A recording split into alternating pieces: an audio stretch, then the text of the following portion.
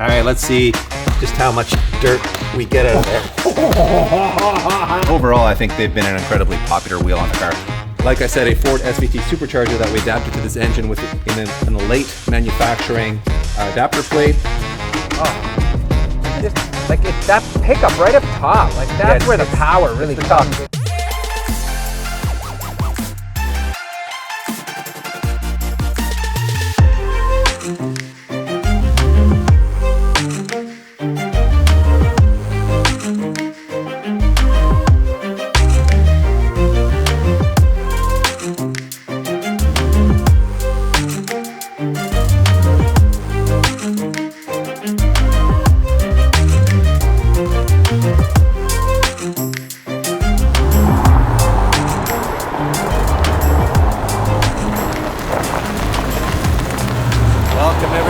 To my LS430, the Lexus, and it is time for another long-term update. I put 80,000 kilometers on this thing. Let's find out what it needs.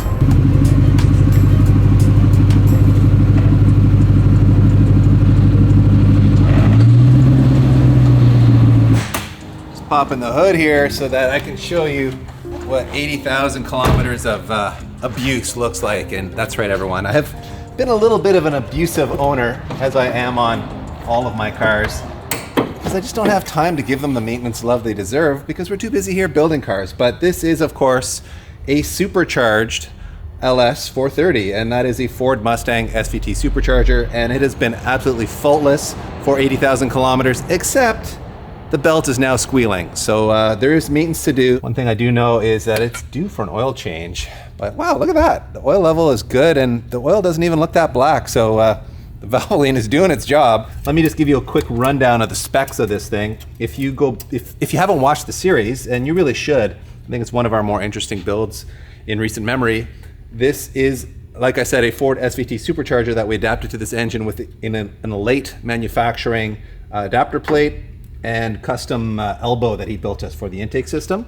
And it makes right around 300 wheel horsepower, which doesn't sound like a lot, but this engine only made 220 at the wheel stock. So it picked up 80 wheel horsepower at 5.5 pounds of boost with the supercharger, with the stock pulley. So it's a very simple install, actually. And the fact that it can do this on the factory ECU, though we did get the factory ECU retuned by All for Swap via Quantum Auto out of California.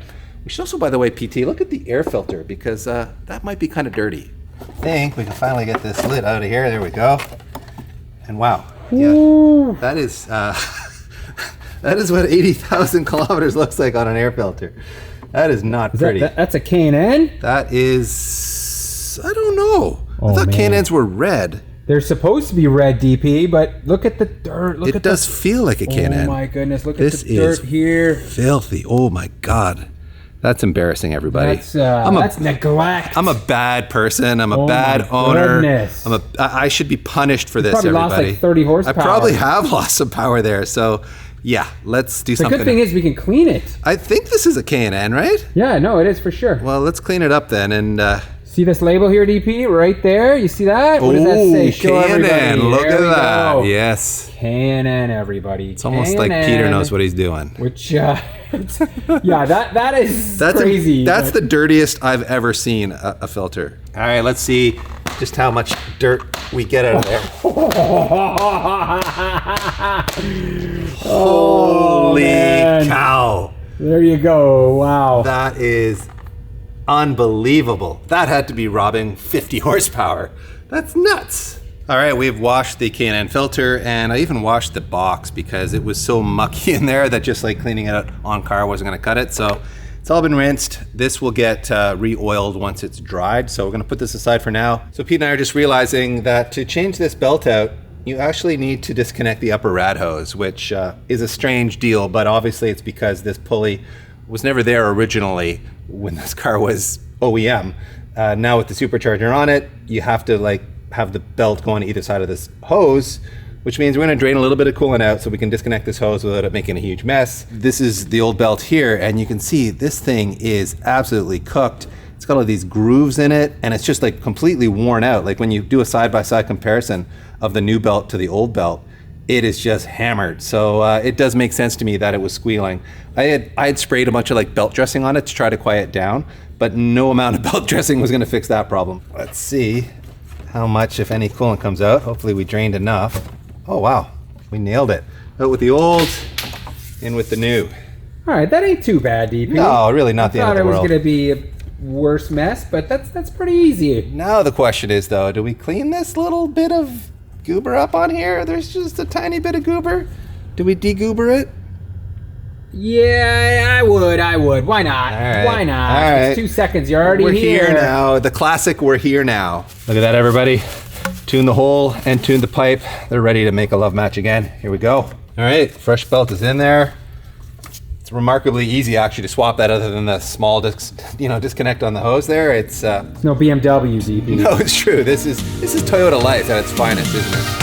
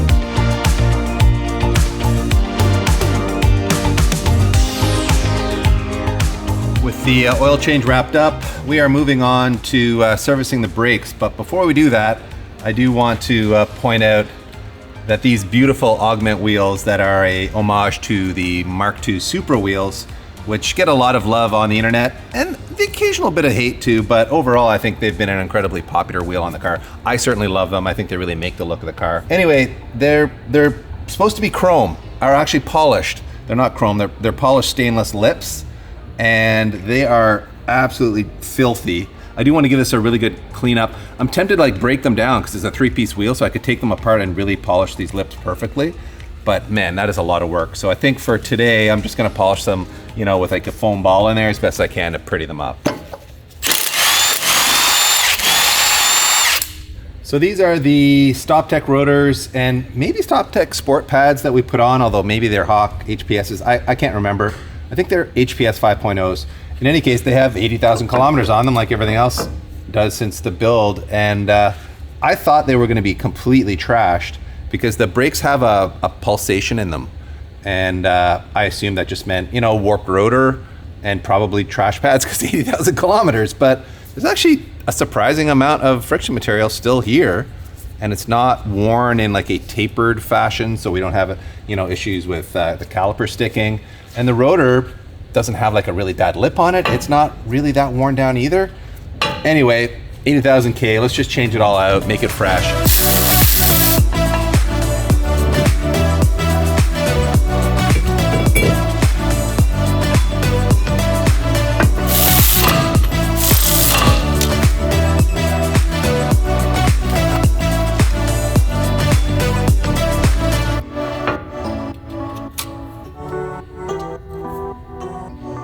All right, front brakes refreshed, and we're gonna move on to making a ride height adjustment because the car is just a little bit low. I think over time, the Fortunato coilovers have sagged a little bit, and I've actually made contact here with the tire and it's like pulled the fender lip down a bit. You can see the condition on the underside of the front lip. It's rubbed a bunch.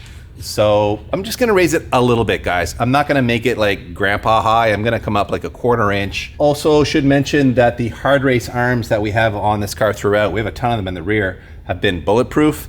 And in the rear, they're all spherical bearings, and yet they have lasted 80,000 kilometers without a clunk, without anything coming loose. They've been exceptional. Holy Christ. There it goes.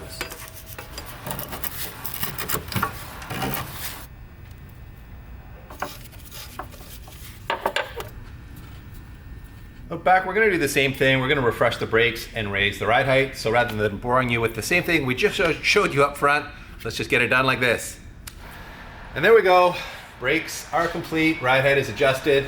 So that is it for what we're doing in the wheel wells. Why don't we go up in the air now and give you a good look on how the car looks underneath. With the front under tray out for the oil change, you can see the general condition of the front end here is actually very good. And this was originally a Florida car, bought somewhere in Florida, I forget exactly where, and then imported into Canada about 10 years ago by the previous owner. You can see there's some scale and surface rust starting to form on the lower control arms.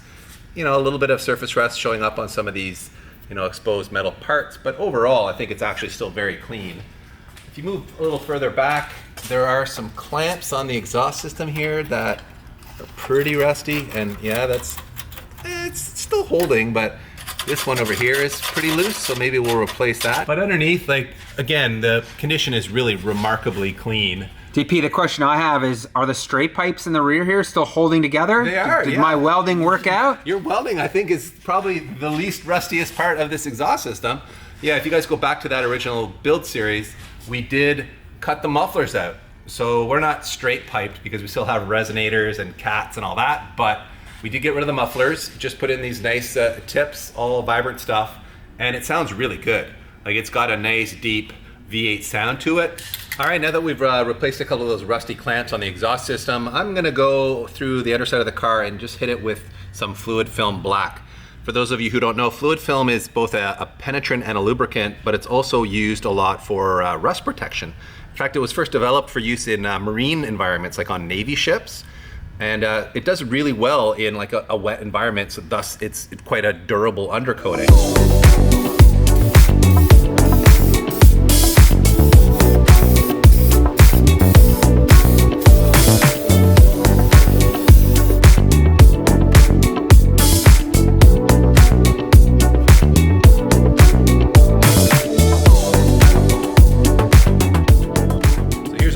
Filter, nice freshly oiled and looking as good as it was the day it was new. So I'm really curious to see if I feel any difference in you know, throttle response or power. We posted a quick little photo of that filthy filter on Instagram and got tons of feedback from people saying, oh, you've lost 30 horsepower with how dirty that was. So we'll see if it feels any different. But I should also mention, yes, it's filthy in the engine bay, and yes, the car is absolutely filthy, and I am going to give it a very thorough detailing.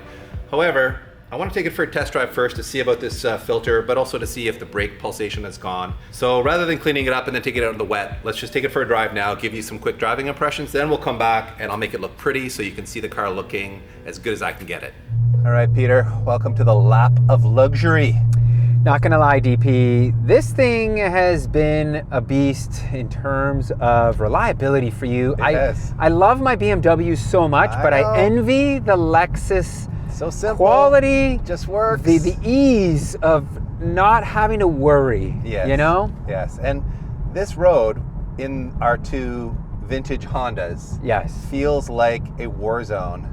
It does. And now, like, that's the worst bump on the road, and it just barely upsets the car. I know, it's just, we're just cruising in sublime luxury, and yet the car is lowered and on a stiffer suspension, and you'd think you'd give up a lot of that with that type of a setup, but that hasn't been the case with this car. Exactly. This car has very little drawbacks to what we've done to it, right? From modifying it in that sense. Yeah. It's been remarkable, man. Yeah, the least 80,000 kilometers. Yeah, and it's been so good. And like I said in the shop, like, these Fortunato coilovers have aged exceptionally well. I mean, a lot of times 80,000 kilometers and you'd be looking at, you know, rebuild time on aftermarket coilovers. So they really did a great job on this kit, and it continues to just deliver really comfortable ride quality. And it's just remarkable how little maintenance you have to do to a vehicle like this. We have had to do one semi-major thing, and that is replace the tires. Yes. We did cord a set of tires. We originally had Extreme Contact Sports on this car. Yep. And I corded the rears, I think just from excessive camber. The car is low. Yeah. And it just corded the inside corners, basically. So we are on our second set of tires. These wheel bearing, we did a wheel bearing, that's true. right? We've done two rear wheel bearings, one on each side. Yep. They got growly. Yep. And we're not sure if that's a typical problem with this chassis or not, but it wasn't a difficult job. They're like a bolt-on hub and bearing assembly. So, and I think that's really it in terms of any kind of like wear and tear type items. Now we've done the brakes after 80,000 kilometers, which, by the way, feel like brakes should. Yeah? They're not. No more pulsing? No more pulsing. And these are not an aggressive pad. These are Pro Series OE pads, meaning they're like equivalent to an OE pad in performance. So I expect they'll be very low dust. Yeah. So they'll probably trash my very expensive augment wheels a lot less than what we had on there. Yeah. So that's an upgrade in my opinion. And maybe having a blank rotor instead of a slotted rotor is what's getting rid of that pulsing. We don't know. I do believe it is the slotted rotor. So if you're looking for rotors that you're not going to be using from a performance standpoint, like on a daily driver like this, I'd say pass on them. Blanks really are the way to go, unless you're desperate for looks, and at that point you might as well just go with the cross-drilled stuff. Yeah, I think you're right on that. Because these certainly are, performance oriented in that sense. So. Did we get that 30 horsepower back? You can hear a little supercharger whine there. Oh man, it picks up good. Holy smokes! It's funny. It's like off the line. It's underwhelming because it's a 4,000 pound car. Yeah. And the supercharger takes a minute to really start to build boost. Yes. But once it's rolling, it's quick. Yeah. Like quick. it's certainly a highway car, right? It is, like from 80 to like 140 kilometers per hour, or from like 40 to 80 miles per hour. Yeah. It's properly quick. It really gets the job done. So as a highway cruiser, it's, I think, pretty much in its element. And the fact that it's just so refined, like that's the beauty of this thing. Yeah. So understated, and then it's got a blower under the hood. I really love it for that, right? It's a cool party piece to have on this car, no doubt. And the fact that it's been so reliable.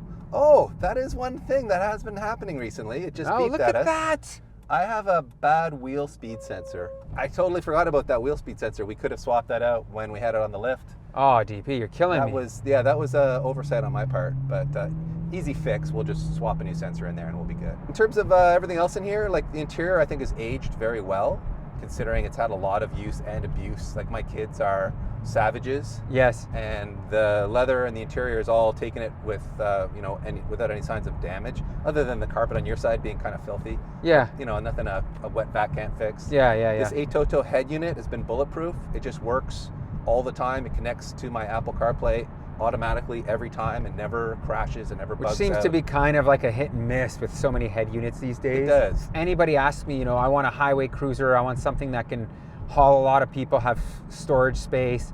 Like this thing, I always recommend everybody. Like it's amazing. Is the kind of is massive. Such a sweet spot in the large sedan, let's say, market, and they're relatively affordable. Like you can buy these all day long from like 6 to 10K US, you know what I mean? Even Canadian. So they're a great performance bargain.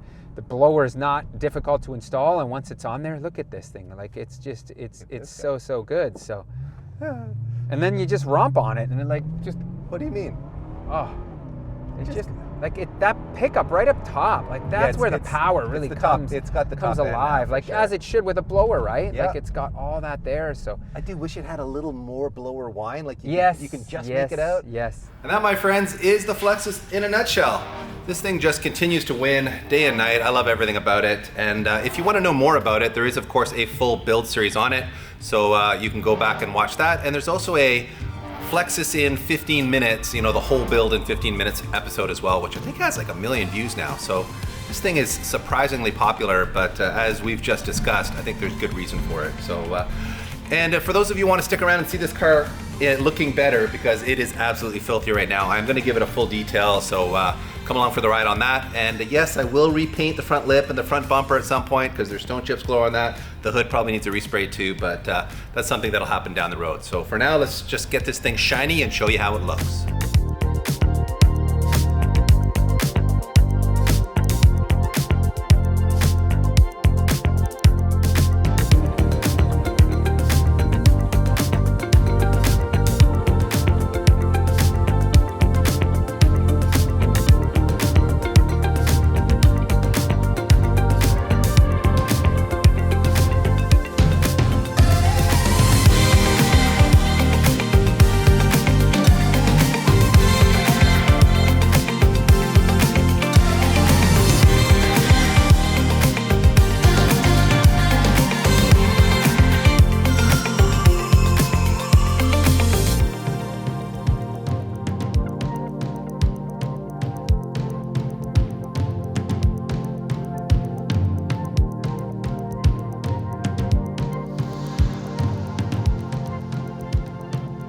you go. The car is all cleaned up and looking much, much better. The paint I actually chose not to cut and polish because I ceramic coated it last fall.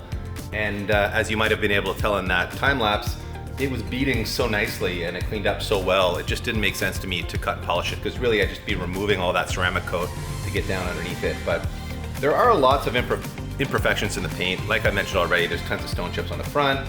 There's a doozy on the hood I just noticed. There's even some along the top of the windshield. But from 3 feet away, the car presents extremely well. It looks really good for its age. This black still has lots of shine to it, so it certainly looks the part. And as you can see, the wheels are now shiny instead of horribly oxidized and dirty looking. And oh my God, that was 6 hours of hand and shoulder destroying labor. These wheels are beautiful, I love them, I think they make the car, but the design of them has a lot of sharp edges, so you can't get in there with like a power ball on a drill to really polish them with a tool. So you end up having to go in along all the edges by hand, and it just, like my hand, I feel like I'm an 80-year-old man with arthritis. My hands are just destroyed. And of course, underneath the hood, as you saw, I power washed the engine bay, which some of you might have been panicking about because, oh my God, you're getting water into the connectors and it's never gonna run again. But the engine was still hot from that road test that we went on. So when you power wash a hot engine, the water evaporates so quickly, it never seems to cause any issues. It's a common practice actually in the detailing world. That is a wrap, everyone. Thank you so much for enjoying, I hope, this update on the Lexus, the world's greatest highway cruiser in the world. And I will say, in terms of future plans for it, like I mentioned, we've kind of hummed and hawed about replacing it because we're in the business of building cars around here, and falling in love with a car as much as I've fallen in love with this one isn't really a good idea, but it's just such a great cruiser. It's such a great family hauler. I just enjoy driving it so much. It literally lowers my stress level when I drive this car, which is an important thing if you know anything about my life. But Pete and I have talked about maybe building an ISF, a first-gen ISF to replace this with, which I think is maybe the one car that would potentially entice me into selling this, because you get that 5-liter V8, so you get a nice bump in power and displacement. You get great Lexus style and build quality. It's a slightly smaller package, which wouldn't necessarily be a bad thing. Still a very, big 4-door luxurious car. So I think it would tick all the boxes for me with slightly more modern, slightly more powerful, slightly more sporty. So let us know in the comment section if you like the ISF idea or if you think I should just stay Lexus for life, everyone.